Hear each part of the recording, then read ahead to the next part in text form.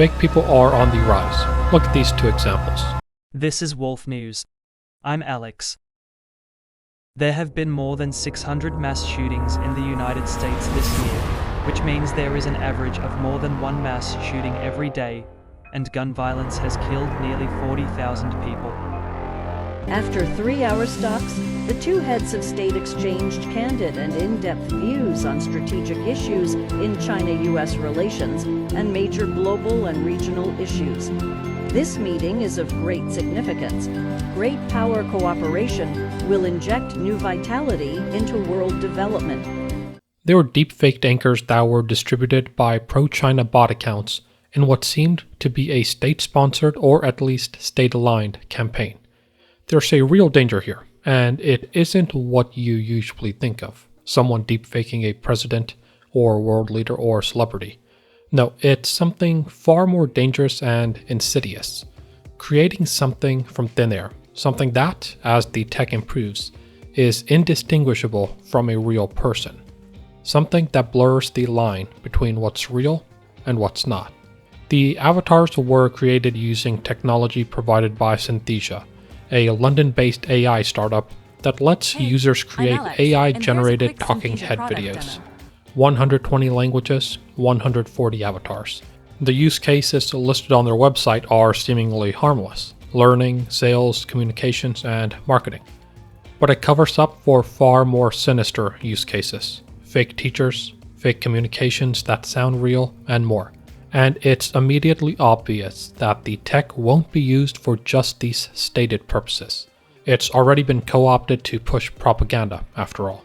A process that once required a video production crew and actors, or significant tech experience and a lot of money, can now be done with as little as $30 a month. The CEO of the company told the New York Times that eventually people will be able to, quote, build a Hollywood film on a laptop without the need for anything else, end quote.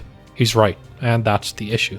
Eventually, and probably sooner rather than later, considering the investment in this area, it'll get to the point where anyone with a computer will be able to create anything they want without much cost or thought.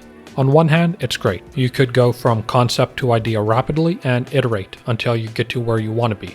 You could conceivably create the movie you always wanted with just a few well-chosen words.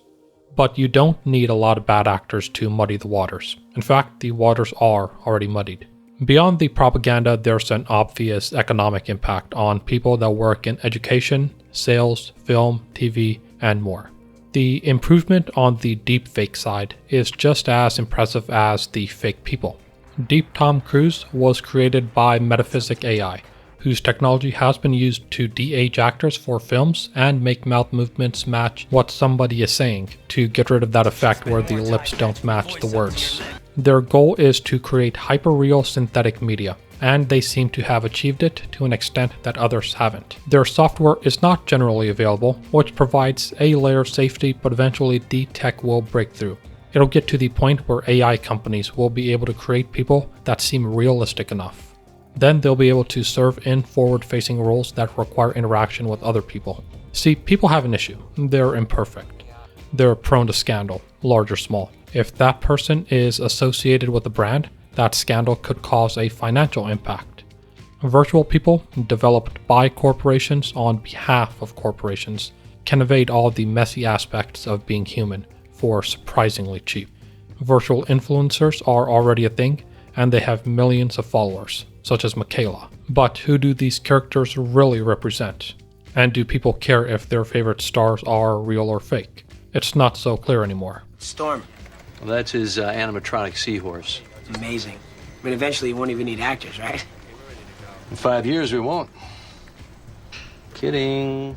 That scene was from Entourage, and even though James Cameron plays it off as a joke, he was more right than he knew. Fake people are coming, and it's just a matter of time before they seem real. And if they seem real, are they? Let me know what you think.